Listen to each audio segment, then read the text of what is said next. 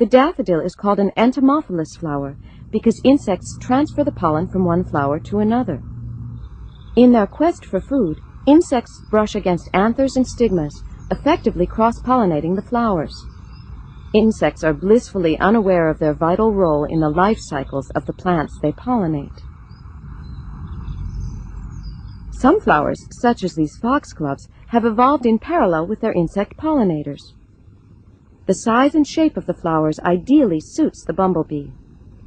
The markings and hairs on the lower petals serve as a landing strip to guide the pollinator straight to the nectaries. Insects are not the only agents of pollination used by plants. For plants that rely on the wind to carry their pollen, there is no need for insect attractors such as conspicuous flowers, petals, sepals, nectaries, or other temptations.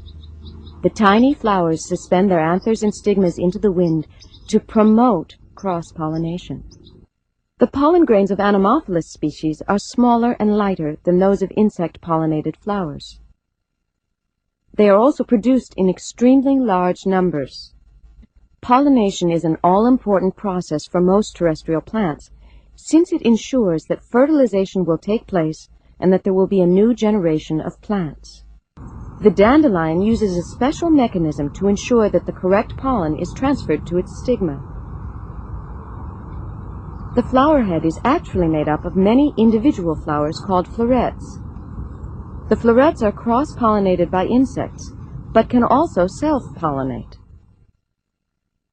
When the florets were growing, the closed stigma of the dandelion flower grew through the middle of the anthers so that pollen was transferred onto the style as it elongated.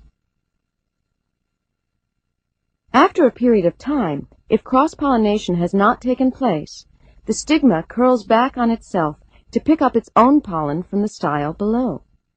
The passion flower has evolved a most interesting method for ensuring cross-pollination.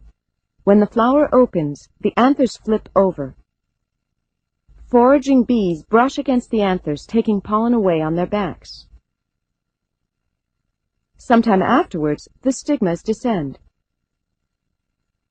Bees who are already carrying pollen from other flowers then transfer pollen to the stigmas as they continue their search for the nectar. Despite some elaborate mechanisms to prevent it, self-pollination is sometimes unavoidable. But self-pollination doesn't have to mean self-fertilization. Plants can chemically recognize their own pollen and inhibit its further development in favor of pollen from another source. Flowers such as this tiger lily, in which both male and female sex organs are located, are called perfect flowers. Where the plant produces separate male and female flowers, the flowers are said to be imperfect. Here, the male flower is the catkin and is called the staminate flower. The small red flower is the female or pistillate flower. How do completely separate male and female flowers ensure that they are in sync?